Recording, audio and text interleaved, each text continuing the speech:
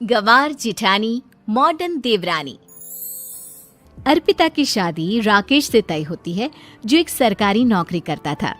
अरे चाची, अर्पिता इतनी सुंदर, पढ़ी लिखी और मॉडर्न लड़की है, फिर कहाँ आप इसकी शादी ऐसे घर में कर रही हैं? अरे लड़का सरकारी नौकरी करता है, इंजीनियर है, खूब कमाता है, खूब मेहनत की है लड़के ने इस नौकरी के लिए। अर्पिता भी राकेश को पसंद नहीं करती थी, लेकिन पिता ने हाँ कर दिया तो शादी के लिए मन मारकर तैयारी कर रही थी। हाँ माँ, चाची ठीक ही तो कह रही हैं। पता है मेरी सहेलियों के पति कितने मॉडर्न हैं। अरे देख बेटा, तू मॉडर्न है ना, वो पढ़ने लिखने वाला गांव का होनहार लड़का है, तू जैसा रखेगी रहेगा। अब तक कोई उसकी केयर करने वाला नहीं था, है तो सिर्फ एक भाई भाभी, और माँ पिता तो गांव में ही रहते हैं। अर्पिता का मुंह बन जाता है। वो पिता के फोन से राकेश का नंबर लेकर उसे मिलने के लिए बुलाती है। शाबाश बेटा। आज तो मैं उसे साफ साफ मना कर दूंगी, मुझे नहीं करनी शादी। शक्ल देखी है ना, कपड़े पहनने का तरीका है ना बोलने का।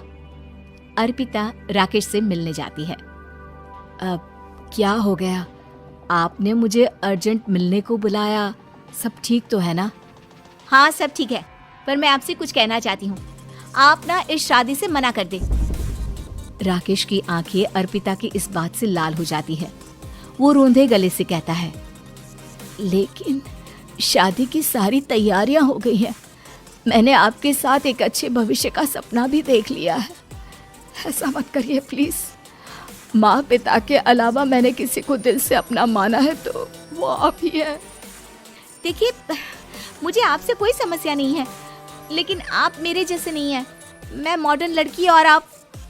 मैं आपसे वादा करता हूँ, जब तक आपके लायक नहीं बन जाता मैं कभी आपसे बीवी का हक नहीं मांगूंगा। अर्पिता राकेश का प्यार देखकर पिघल जाती है और शादी के लिए हाँ कर देती है। दोनों की शादी हो जाती है, लेकिन शादी के बाद राकेश की भाभी, जो कि पूरी की पूरी देहाती थी। ए राकेश, उठ, जब पानी भर कर ला, और तेरी बीवी को बोल के चूल्हा लगा दिया है, रोटी बना ले। क्या है ये सब? सांस तो लेने देवे। भाभी इस तरह चिल्ला क्यों रही है? क्या करूं, भाभी ही खाना बनाती है और मुझे पढ़ने के लिए इस घर में रखा, तो मैं घर का सारा काम कर देता हूँ। अब तुम आ गई हो, अपने तरीके से देख लो। ये मकान तो तुम्हारे पापा ने बनवाया था ना, शहर में, ताकि बेटा पढ़ाई कर सके। हाँ, पर भाभी ही पूरे घर में रहती है। ठीक है, देखो अब। अर्पिता बाहर जाती है। सूट पहनी अर्पिता को देखकर जेठानी का पारा हाई हो जाता है। ए शहर की हीरोइन, यहाँ ना चलेगा ये सब, समझी? साड़ी पहनो, साड़ी। वो नारंगी वाली निकाले हैं तुम्हारे लिए, जिसमें हरे रंग का फूल बना है, और सीधे पहुंचो रसोई में। मेरे आगे नहीं चलेगा ये सूट बूट का नाटक, समझी? देखिए भाभी, आप बड़ी हैं, आपने राकेश की पढ़ाई में मदद की, लेकिन ये मकान इनके पिताजी का है, तो मैं अपना पोर्शन अलग कर रही हूँ। मैं आज से आपके साथ नहीं रहूंगी। जेठानी का तो मानो पारा ही हाई हो जाता है। और आज तो कैसे नहीं रहेगी? हाँ, और कौन बोला कि राकेश अलग हो जाएगा? वो अपने भाई के बिना नहीं रहता। आज देखिए तो, देखिए कल के आई छोरी क्या बोल रही है। राकेश के साथ बात हो गई है, मैंने ऊपर का हिस्सा राकेश को दे दिया है, उसके अपनी जिंदगी शुरू हो रही है, तो अच्छा है ना कि अब रसोई भी अलग हो जाए। अर्पिता राकेश की ओर फक्र से देखती है कि उसने अर्पिता के लिए स्टैंड लिया। अर्पिता बाजार में जाकर सारा रसोई का सामान ले आती है।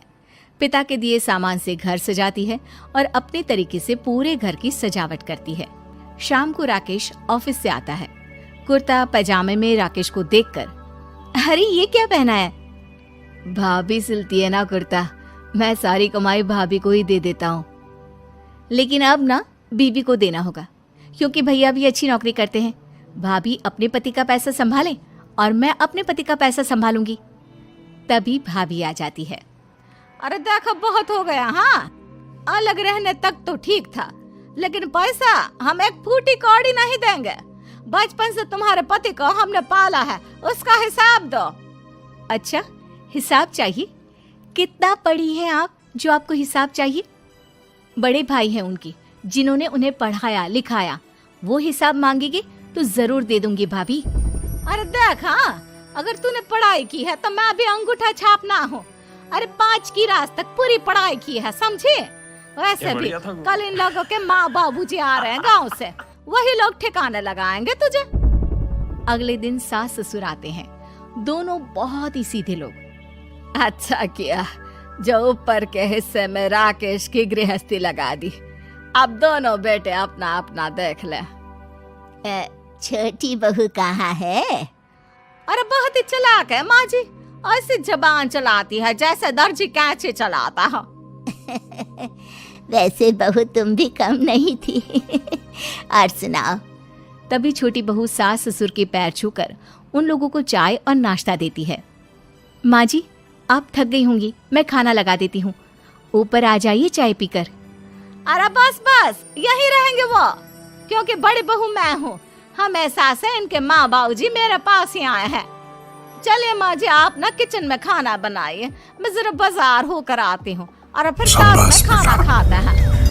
जेठानी बाजार निकल जाती है और सास ससुर बेचारे घर पर अकेले। फिर दोपहर को, माँ जी, मैंने आप सभी के लिए खाना बनाया है। माना मैं छोटी हूँ, लेकिन अच्छा लगेगा अगर आप लोग मेरे साथ रहें। वैसे भी यहाँ है कौन बेटा, चलो ऊपर राकेश के पास ही चलते हैं। सास ससुर दोपहर का खाना खाकर वहीं आराम करने लगते हैं कि जेठानी आ जाती है। अरे वाह, ये तो वही बात हुई ना, कल की आई को पूरा परिवार और हम अकेले के अकेले। भाभी देखिए, परिवार में प्यार से रहा जाता है, ना कि चालाकी से। अम्मा खाना कैसे बनाती, पहले ही गांव से थक कर आई हैं। हाय रे दया, तो मैं का बाजार से ऐस करके आ रही हूँ।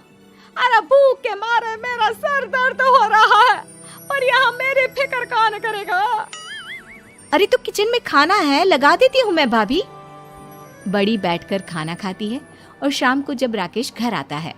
अरे राकेश, तू तो पूरा हीरो लग रहा है इन कपड़ों में। ऐसे कपड़े पहले क्यों नहीं पहनता था? राकेश बीवी की तरफ देखता है और फिर कहता है, माँ, पहले पहनाने वाली नहीं थी ना। हाँ हाँ, और हम जो हाथ से सिल सिल कर कुर्ता पहनाते थे उसका का?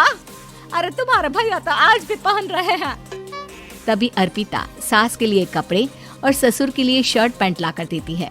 उन लोगों को फ्रिज से ठंडा पानी और टीवी में फिल्म दिखाती है।